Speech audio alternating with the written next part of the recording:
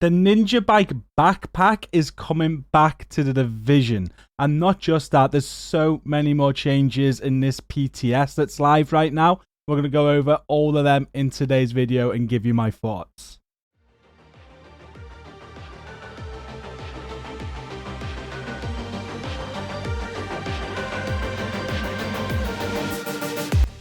Hey, what's up everyone? First, I just want to apologize. I've been normally streaming the PTS live on the channel, but those who follow me will know we've got a baby on the way on the 31st of January. I'm so busy right now, so much going on, and this weekend it's just not possible for me. However, the PTS has gone live, the patch notes are out, and we know exactly what's in that PTS. There's some changes to come, of course, before Season 11 does go live, but it's exciting. As I said at the start there, the NinjaBike Backpack is returning. There's other news which I want to get straight into as well, so I'm just going to bring up the patch notes and we're going to read through them. As I said, I would much prefer to be streaming this live right now for you all, but we've got to work with what we got, and I'm not going to read this all word for word because that's just boring. I'm just going to go over all the important stuff. I will, however, link the patch notes down below in the video description if you want to have a read. So first, let's just go through all the changes, and then we'll discuss what I think about them. So we've got the new gear set, which is the Habsburg Guard, aka HG Gear brand set. One piece of this is going to give you 15% headshot damage. Two pieces, 15% marksman rifle damage. 3 pieces equipped gives you 10% status effect. We've got a new named chest piece, the Venerable, with a perfect trauma talent, which applies bleed to enemy hit in the head. Cooldown 20 seconds. Applies bleed to an enemy hit in the chest. Cooldown 20 seconds. There's a named backpack, the Courier, with perfect talent, Creeping Death. Causing status effect on an enemy, has a chance to spread that same status effect to the nearest enemy within 10-meter radius. Can only occur once every 10 seconds. We have a new gear set as well called Hot Shot. Again, around the marksman rifle. We've got 2 pieces equipped, gives you 30% marksman rifle damage and 30% stability. 3 pieces equipped gives you 30% headshot damage. 4 pieces equipped gives access to a new unique talent called Headache. First headshot with a marksman rifle will increase next headshot by 20%. Second consecutive headshot with a marksman rifle will give 10% armor. If at full armor, it will give bonus armor max of 50% of your current armor value. Third consecutive headshot will refill your magazine. From the 4th headshot forward, agents will get all 3 bonuses for each consecutive headshot kill. Missing a headshot will reset the cycle.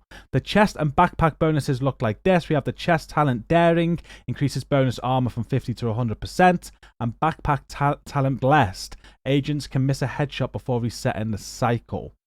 There's a few new weapons as well. We've got new exotic weapons in Season 11 called the Sacrum Imperium, exotic variation of G28 marksman rifle, and it has a talent on it called the Trap. Tags enemies when in scope maximum 10. Killing any marked target with a headshot applies 10-second burn status effect and gives a 50%, 20% in PvP modes, speed movement decrease on all other targets. Cooldown is 30 seconds. Killing another enemy with a headshot shortens the cooldown for 10 seconds. Targets are marked after 2 seconds in the scope. And not available in the PTS, and I was not expecting this at all. We spoke about this over the last few years, and it's finally coming. The NinjaBike Messenger Bag, which is an exotic backpack from the Division 1. It comes with a talent Resourceful, and it slots in with any equipped gear set and or brand set item to fulfill a requirement towards unlocking a gear and or brand set bonus. Allows to unlock bonuses for multiple sets simultaneously. This is going to be an absolute game changer, but we're going to carry on. We'll discuss my thoughts in a moment. We've got new named weapons and talents. There's the Prophet Police 686 Magnum Revolver. That comes with perfectly focused. Killing an enemy with a headshot guarantees that the next shot will be a critical headshot, exclusive for pistols, rifles, and marksman rifles. There's a Relic G28 marksman rifle with the talent perfectly focused. Again, the same talent there. And the talent focused. After killing an enemy with a headshot, the next shot landed on an enemy will be guaranteed headshot. Again, it's exclusive for those weapons. There have been some PvP quality of life changes. Now, we've been discussing this a lot recently. Let's just go through this. Now, lower skill tier players can now no longer use Jammer against higher skill tier players. Jammer level should be same or higher. Fixed an issue where the shrapnel trap would apply PvE damage in PvP. And exotics that are otherwise exclusive to a specific content source are available as random contaminated drops in the DZ. So exotic weapons that can be received as random loot drops after killing enemies in the DZ are the Ravenous, the Bighorn, and the Eagle Bearer. And we've got a lot of known issues here that's being fixed or whatnot. I'm not even going to go through that because I want to get straight onto my opinion of all this information now. And first, I'm going to discuss the Raid Exotics. It's a video that we've done recently. We spoke about the Raid Exotics and I gave you my opinion. And although I think, you know, looking on one side of the coin, this is going to make the DZ much more desirable. You can now get a hold of these once Raid exclusive exotics in the DZ as contaminated items and get them out. That is going to make the Dark Zone so much more fun to play on its own because of the reward, the intensity when you've got that exotic and you need to get it out and there's other agents that can rob it from you. It brings back a lot of those feelings from the Division 1 just through that. Now, I'm still not going to say that the PvP in the Division 2 is fixed by any means, but it gives agents a reason to go in there. You know, that's a huge reason to go in there. These raids in the video we did last week, they've not been completed by many people. It's such a small percentage of people have actually got through the raid, never mind getting the exotics. Well, now you can get them. You can grind for them in the DZ. You don't even need to fight real players in a way. You can just go against NPCs, get these to drop, especially when targeted loot is on for assault rifles or rifles. And once you've got them, you can extract them and they are yours to keep forever. This is going to make DZs much more populated for sure. And on that side of the coin, well, I'm all for it because the DZ needs some work. PvP on a Division 2 needs some work. And this definitely makes steps to improving that. Now, on the other side of the coin is this. Now, these raid exotics, I feel like the raids on the Division 2 should have something of reward. They should have something exclusive to them to make them worthwhile. This is the toughest in-game content. And, you know, they've got to have some meaning or some reason for doing it. And taking these out of the raids kind of makes the raids redundant in a way. Now, obviously, you're going to want to play it for the experience and for you know, improving yourself in the game and completing the toughest content in the game. But to have no reward for doing that, it kind of like, I don't know, it's going to ruin it for a lot of people. Now, people know our community. We help with raids. We help teach raids. And how we get everybody involved in this to begin with is the need for these exotics. Without that, we wouldn't have had hardly any of that interest. This potentially could kill the raids on the Division 2. It also signifies to me that maybe they're not going to be doing any more raids on the Division 2. I'm questioning now, have they just given up with them because of the lack of people that are interested in them? We've had an article out recently about Ubisoft and the struggles they're going through in the industry, and they needed to make big changes and they need some big improvements. And when you think of it like, and you look at the numbers and the small amount of people that are actually interested in the raids and complete the raids on the Division 2, is it even worth focusing on? Should they be focusing on other areas and keeping more people happy? It leaves me with a lot of questions. Now, it's hard because although I kind of agree with the changes for the PvP side of things, and I do think they'll make that better, and it's more exclusive. It's more inclusive of other agents. I don't like the idea of leaving the raids redundant at all. There's no mention in the PTS of anything replacing those exotics in the raids or anything like that. So it's going to be an interesting one. A lot of people are going to be unhappy with that, and I understand why people will be. People have worked so hard on this raid content to help others, to perfect the methods and strategies, and it's sad to think that all that work could be for nothing in a way.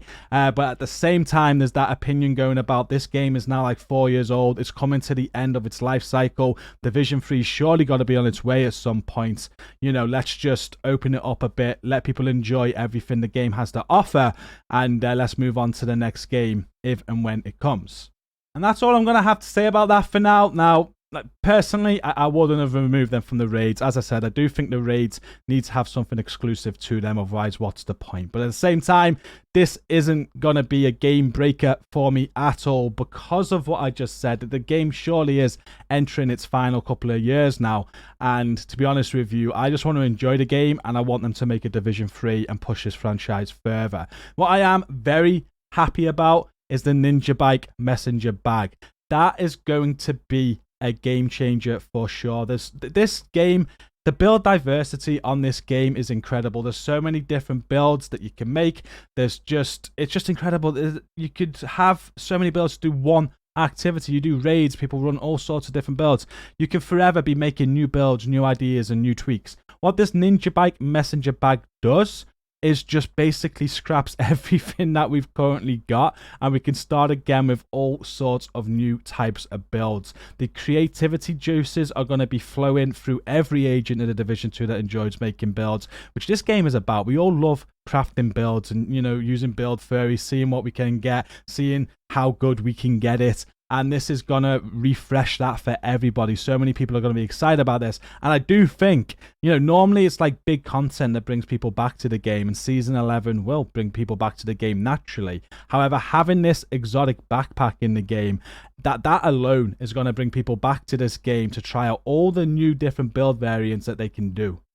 So yeah, that's my thoughts on the PTS patch notes. I think this is huge. These are huge changes that they're bringing in Season 11, and I can see why they're doing it for sure. And I think we're in for a very big update. This is obviously going to come with a new season, hopefully a new game mode soon. It's going to be a start of Year 5 as well. This is going to pave way for Year 5 of the Division 2, and I think it's a very exciting time to be playing the game. And if they're going to be making drastic changes like this now, I'm sure there's just more to come. I really do hope throughout Year 5 we do get a third raid or something like that, just to give us something for those people that enjoy that content, something else that's exclusive, and for our community, so we can keep on helping people with that sort of stuff.